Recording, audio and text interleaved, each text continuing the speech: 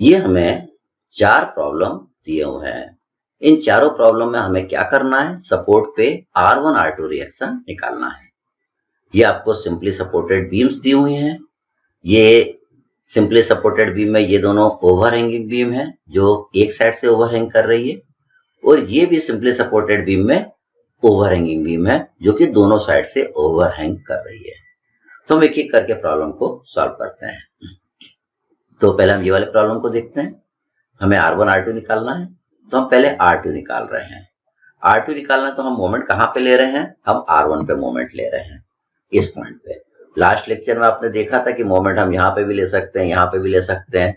तो अगर हम किसी दूसरे पॉइंट पे मोमेंट लेते हैं तो हमारा प्रॉब्लम में कैलकुलेशन बढ़ जाता है। तो उसको रिड्यूस करने के लिए हमें जब R2 निकालना रहता है तो हम R1 पे मोमेंट लेते हैं। तो R1 का मोमेंट तो इस पॉइंट पे कितना हो जाएगा, 0 हो जाएगा। अब 15 का मोमेंट इस पे लेंगे तो हम कितना लिखेंगे, 15 इंटू 2। और 15 का मोमेंट देखिए इस पॉइंट पे कैसा नजर आ रहा है, इट इज क्लॉकवाइज। 35 का मोमेंट यहाँ पे लेंगे तो कितना लिखेंगे, 35 इंटू 7। और 35 का मोमेंट यहाँ पे आपको क्लॉकवाइज नजर आ रहा है।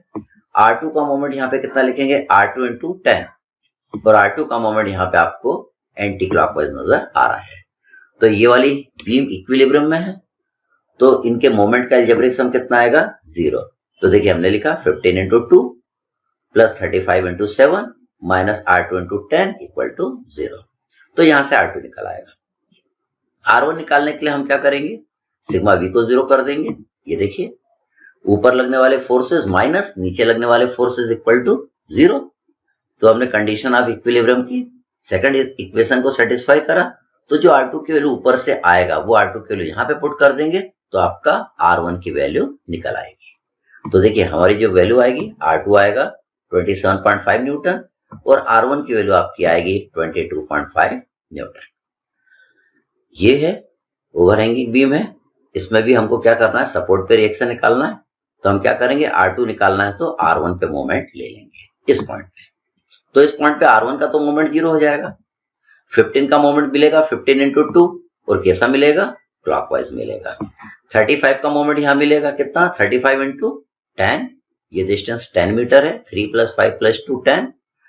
तो 35 इंटू 10 और इसका मोमेंट कैसा नजर आ रहा है, ये आपको क्लॉकवाइज नजर आ रहा है। R2 का मोमेंट R1 पे लेंगे तो ये डिस्टेंस कितना है, 7 मीटर, तो लिखेंगे R2 इंटू 7। और इसका मोमेंट देखिए कैसा है, ये मोमेंट है आपका एंटी क्लॉकवाइज। ये इक्विलिब्रियम में है तो सिग्मा एम की वैल्यू 0 करेंगे। तो हमने लिखा 15 into 2 plus 35 into 10 minus R2 into 7 equal to 0। तो यहां से R2 की वैल्यू आ जाएगी इस इक्वेशन से। अब R1 की वैल्यू निकालना है तो हम क्या करें, सिग्मा V को 0 कर दें। सिग्मा V को 0 करा, ये दोनों ऊपर के डायरेक्शन में लग रहे हैं, R1 प्लस R2 माइनस नीचे के डायरेक्शन में लगने वाले फोर्स इक्वल टू 0। तो R2 की वैल्यू जो ऊपर वाले इक्वेशन से आएगी इसमें हम पुट कर देंगे तो आपका R1 की वैल्यू आ जाएगी। तो देखिए R2 की वैल्यू आएगी 54.29 न्यूटन और R1 की वैल्यू आएगी माइनस 4.29 न्यूटन। R1 की वैल्यू निगेटिव आ रही है। हमने R1 का क्या डायरेक्शन एज्यूम किया था, ऊपर के डायरेक्शन में, लेकिन वैल्यू R1 की क्या आ गई, निगेटिव। मतलब R1 ऊपर के डायरेक्शन में नहीं लगेगा, R1 नीचे के डायरेक्शन में लगेगा। थर्ड ये वाला प्रॉब्लम है, इसमें भी R1 R2 निकालना है। तो R2 हम पहले निकाल रहे हैं, क्या कर रहे हैं, R1 पे मोमेंट लेके हम इस पॉइंट पे मोमेंट ले रहे हैं। तो R1 का तो मोमेंट यहाँ पे 0 हो जाएगा, इसका मोमेंट को 0 कर दिया। 35 का मोमेंट यहाँ पे मिलेगा 35 इंटू 5 और इसका नेचर क्या रहेगा, ये क्लॉकवाइज मोमेंट रहेगा। R2 का मोमेंट इस पॉइंट पे होगा R2 इंटू 8 और इसका मोमेंट कैसा होगा, ये आपका एंटी क्लॉकवाइज होगा। 15 का मोमेंट यहाँ पे लिखेंगे 15 इंटू 2 और इसका मोमेंट कैसा होगा, ये आपका एंटी क्लॉकवाइज होगा। अब ये इक्विलिब्रियम में है तो सिग्मा एम की वैल्यू 0 आएगी। तो देखिए हमने लिखा 35 into 5 minus R2 into 8 minus 15 into 2 equal to 0। तो देखिए इससे क्या जाएगा, R2 की वैल्यू। अब R1 की वैल्यू निकालना तो हम क्या करें, सिग्मा V को 0 कर दें। या आपको R1 की वैल्यू निकालना तो आप R2 पे भी मोमेंट ले सकते हैं, लेकिन वो लंबा तरीका हो जाता है। फिर मोमेंट लेना थोड़ा सा आपको डिस्टेंस ढूंढना पड़ेगा, नेचर सोचना पड़ेगा, तो ज्यादा ना सोचना पड़े इसलिए हम सिग्मा V को 0 कर दिया। हमने लिखा ऊपर लगने वाले फोर्सेस माइनस नीचे लगने वाले फोर्सेस इक्वल टू 0। तो जो R2 की वैल्यू यहां से आएगी इसमें पुट कर देंगे तो आपकी R1 की वैल्यू भी आ जाएगी। तो आपकी देखिए R2 आ जाएगा 18.125 न्यूटन और R1 आपका आ जाएगा 31.875 न्यूटन। ये वाला प्रॉब्लम है, इसको सॉल्व करना है। ये दोनों साइड से ओवरहैंग कर रहा है, ठीक। तो R2 निकालना है तो हम R1 पे मोमेंट लेंगे। मोमेंट तो आप यहाँ पे भी ले सकते थे, आप तो मोमेंट यहाँ पे भी ले सकते थे, सबसे आंसर आ जाएगा।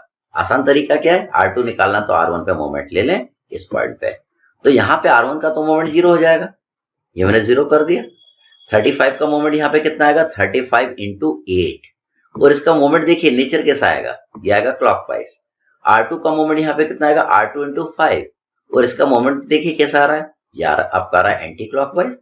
15 का मोमेंट यहाँ पे आएगा 15 इंटू 2। और इसके मोमेंट का नेचर देखिए कैसा आ रहा है, ये आपका आ रहा है एंटी क्लॉकवाइज। अब ये इक्विलिब्रियम में तो clockwise moment minus anticlockwise moment equal to 0 होगा। तो देखिए मैंने इक्वेशन बना दी, इससे आपकी R2 की वैल्यू आ जाएगी। R1 की वैल्यू निकालना है, हम सिग्मा V को 0 कर दिए। तो इक्वेशन बनी R1 plus R2 minus 15 minus 35 equal to 0। ऊपर लगने वाले फोर्सेस माइनस नीचे लगने वाले फोर्सेस इक्वल टू 0।